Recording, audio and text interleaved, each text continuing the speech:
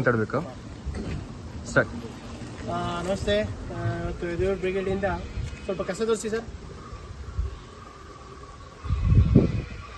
ಈಗ ಈ ಕಡೆ ತೋರಿಸಿ ನಮ್ಮ ಕಡೆ ಸರ್. ಈಗ ಇಷ್ಟೆಲ್ಲ ಕಸ ನೋಡ್ತಾ ಇದ್ದೀರಲ್ಲ, ಇದೆಲ್ಲ ಅನ್ಕೊಂಡವ್ರೆ ಎಲ್ಲ ಫುಲ್ಲು ಅಲ್ಲಿಂದ ಅಲ್ಲಿ ತನಕ ಫುಲ್ ಮಾಡ್ಬಿಟ್ರೆ ಅಂತ. ಬರೀ 200 ಮೆಟ್ಲಿಗೆ ನಾವು ತಂದಿದ್ದು ಮೂಟೆ ಕವರ್ಸು ಪ್ಲಸ್ ಇದೆಲ್ಲ ಫುಲ್ಲು ಬರೀ 200 ಮೆಟ್ಲಿಗೆ ಆಗೋಗಿದೆ.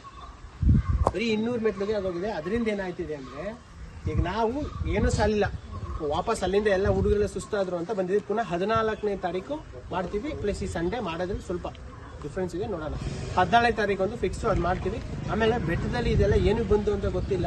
ಇದು ಒಂಥರ ಹೆಂಗಾಗಿದೆ ಅಂದರೆ, Chamundeshwari hill steps view bar ಏನು ರೆಸ್ಟೋರೆಂಟ್ ಆಗಿಬಿಟ್ಟಿದೆ. ಬಾರು ಮತ್ತು ಊಟ ಎರಡು ಸಿಗಲ್ಲ, ಕೆಳಗಡೆ ಏನು ತಿರ್ಬೋದು, ಸಿಟ್ಟಿಂಗ್ ಹಾಕ್ಬಿಟ್ಟು ಎಣ್ಣೆ ಹೊಡಿಬೋದು, ಹಂಗಾಗಿದೆ. ಪ್ಲಸ್ ಈಗ ಇನ್ನೊಬ್ಬ ಕೆಲವರು ಹೇಳ್ತಾರೆ, ಏನಪ್ಪ ಬೆಟ್ಟದ ಬಗ್ಗೆ ಹೆಂಗೆ ಮಾತಾಡ್ತಿದ್ಯಾ ಅಂತ.